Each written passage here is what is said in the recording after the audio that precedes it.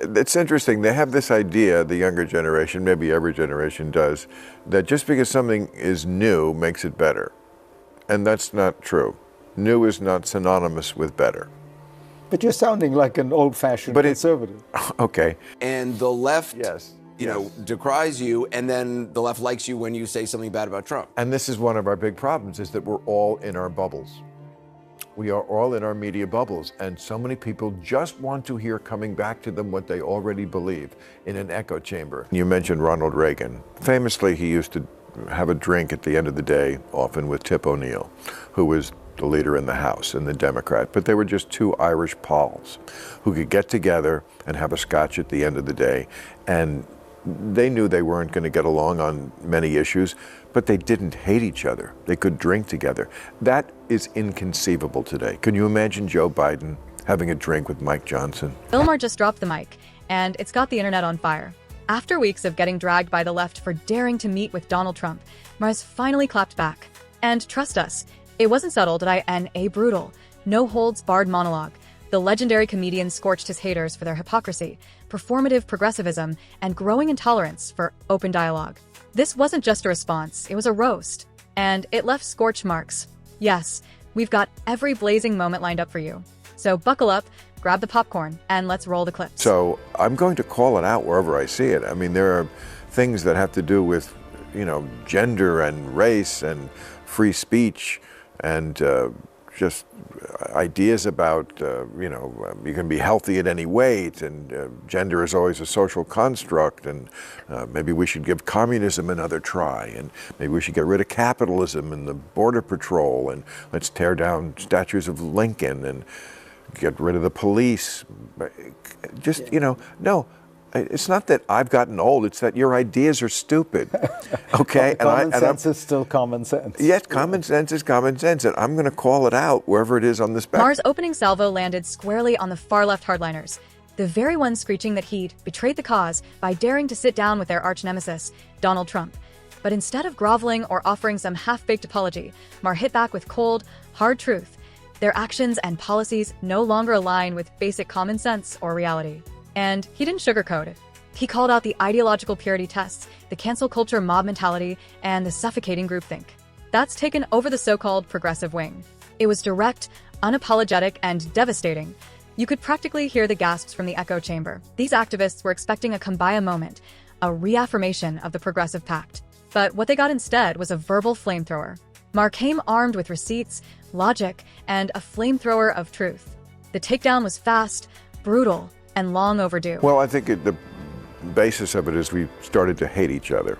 I mean, you mentioned Ronald Reagan. Famously, he used to have a drink at the end of the day, often with Tip O'Neill, who was the leader in the House and the Democrat. But they were just two Irish pals who could get together and have a scotch at the end of the day. And they knew they weren't going to get along on many issues, but they didn't hate each other. They could drink together. That is inconceivable today. Can you imagine Joe Biden having a drink with Mike Johnson? It just would never happen. When you hate people, you don't listen to them. So it doesn't matter how reasonable they might be. Yeah, I've got to say, I'm with Maher on this one, to sure. Polarization exists on both sides of the aisle. But the left's version of it? It's downright exhausting. We're talking about a level of ideological rigidity that's become borderline cultish. I mean, remember when some progressive women publicly declared they wouldn't date men who voted for Trump? Not disagree with them, refuse to date them. That's not political activism. That's dating with a purity test. And just a few weeks ago, I showed you that wild clip of a young woman calling off her wedding. Yes, wedding, because her fiancé didn't have a strong opinion on LGBTQ rights or Black Lives Matter. He didn't oppose them. He just wasn't vocal enough. And that alone made him problematic. This isn't just politics anymore. It's moral absolutism dressed up as virtue. They're wrong. I mean, they're wrong, and the kids are crazy. It's interesting. They have this idea, the younger generation, maybe every generation does, that just because something is new makes it better. And that's not true. New is not synonymous with better. But you're sounding like an old-fashioned conservative. Okay. I heard a couple of people say, or maybe they wrote it online, that, well, I'm a hypocrite because you were for the demonstrators in 1968 or whatever it was when they were demonstrating against the Vietnam War. Yeah, that was very different. First of all, the students weren't against their own. These students were threatening other students. That didn't happen in the Vietnam War. And being against the Vietnam War made sense. It was a war that we probably should not have been in. But let me ask you... This is demonstrating and protesting for a terrorist group. I mean, Hamas is... Well, to be fair, a lot of students aren't doing that. There are a lot of outside, people have mixed together. Comparing the Vietnam War to what's happening in Palestine right now is like comparing apples to hand grenades. It just doesn't hold up. I genuinely wonder how people fail to see the difference. The Vietnam War was a misguided, unnecessary conflict that America had no business being in. So when Maher supported the anti-war demonstrators back then, it made perfect sense. It was a stand against pointless American interventionism. But today, we're talking about Hamas, a terrorist organization that deliberately targets civilians and unleashes barbaric violence on Israel. And yet, some people actually expected Maher to back them, to endorse that kind of bloodshed. And because he doesn't support terrorists, they call him a hypocrite? Give me a break. That's not principled activism. They're just mad. He's not parroting their agenda. Well, I've been moaning and railing about that on my show because I tore Merrick Garland a new one a couple of weeks ago because I think the Democrats blew it, as they always do with this kind of stuff, because they've had 4 years. What was all the delay about? Why are we coming to the end? Of course they're going to try to run out the clock, and they did. And so if this is the only one, the one they probably shouldn't have brought anyway, or if they did, it was really a election law violation trial that should have been tried nationally on a federal level, and it wound up to be falsifying business records on the state level. So it's already in the wrong court. And why didn't Garland bring this earlier federally? Or why aren't any of these being wrapped up in 4 years? It's just so ridiculous. As expected, Bill Maher didn't hold back. He took a blowtorch to the Democratic Party, ripping into their failures and cowardice throughout the Biden presidency.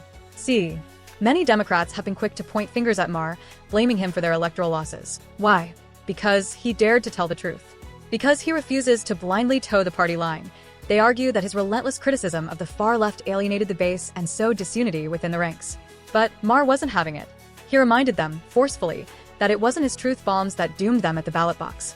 It was their own arrogance, their out-of-touch policies, and their refusal to listen to everyday Americans.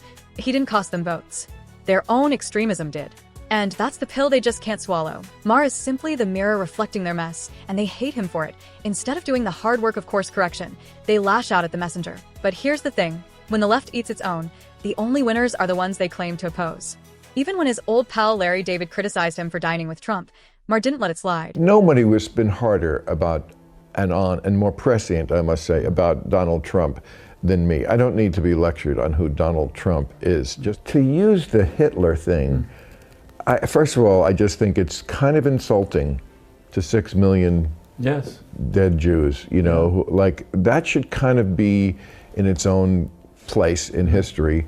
And, I know people can say, well, we're just comparing it in this way. Well, it's an argument you kind of lost just to start it. Absolutely. Comparing anyone to Hitler isn't just reckless. It's downright insulting. Hitler stands alone in history for the sheer scale of evil he unleashed. The horrors he inflicted on the Jewish people and the world at large aren't comparable to any modern political figure, no matter how controversial. To casually throw around that comparison cheapens the suffering of millions and dilutes the gravity of what actually happened. Bill Maher made it clear. He thought Larry David's attacks were completely over the line. He didn't just disagree. He found them lazy, emotionally charged, and lacking in intellectual honesty. I end Maher's view. If David had an axe to grind, he should have aimed it at someone else. This wasn't criticism. It was character assassination disguised as moral outrage, and Maher wasn't going to let that slide. This is why, I really feel like one of the themes of the book is, and in my show all the time, I'm just saying, you can hate Trump, you can't hate everybody who likes him. It's half the country, okay? And look, no one was harder on Trump or will be harder on Trump, and I think I was out front on predicting he was not going to leave office. But you can't change people's minds like that. Sometimes they just like a guy, and I also concede that there are so much goofiness also on the left, right, that I do understand why people go, yeah, Trump is crazy and we don't really like him, but you know what? What you're selling scares me even more. It's honestly sad and a bit frustrating that the left still can't recognize the error of its ways, let alone correct course. Bill Maher has long described himself as a normie, someone politically grounded in the middle. He used to proudly identify as a liberal, but over time, he's admitted he no longer recognizes the modern left as, oh, he's shifted toward the center. At least, that's how he frames it. But let's be real. Some of us think he's already inching closer to the right. Remember, Maher used to be ruthless when taking down conservatives. No mercy, no filter. These days, though, his criticism of the right has softened noticeably, while his firepower is almost entirely aimed at the left. Some say it's just house cleaning, calling out his own side in hopes of saving it. But others, myself included, believe his ideological compass is clearly swinging rightward. And if this trend continues, it may only be a matter of time before Maher fully crosses over to the conservative side. Not out of allegiance, but because the left And the left, Yes. decries you, and then the left likes you when you say something bad about Trump. And this is one of our big problems, is that we're all in our bubbles. We are all in our media bubbles, and so many people just want to hear coming back to them what they already believe in an echo chamber. Most America is in the center, but you don't see that in the media. Yes, you don't see much of this in the mainstream media. And there's a reason for that. The media landscape has unfortunately become deeply polarized, with many major outlets jumping aboard the Democratic bandwagon. Instead of reporting with balance or nuance, they've chosen sides. The result? Endless praise for their political allies and relentless, often exaggerated, criticism for the opposition. That's why it was particularly striking to hear Anderson Cooper address this issue. Because let's be honest, CNN has been one of the biggest culprits. Since the moment Donald Trump descended that escalator in 2015, CNN has operated like an anti-Trump war room. Objectivity took a backseat to outrage, and journalism became activism. For years, they've pushed narratives that fuel division while pretending to be the voice of reason. Even Maher had to call them out for it on his own show. We're on Stephen Colbert's show, and he said something like, you guys at CNN just report the news straight. And the crowd burst into laughter. Look, I'm on CNN now. I guess we're on it right now.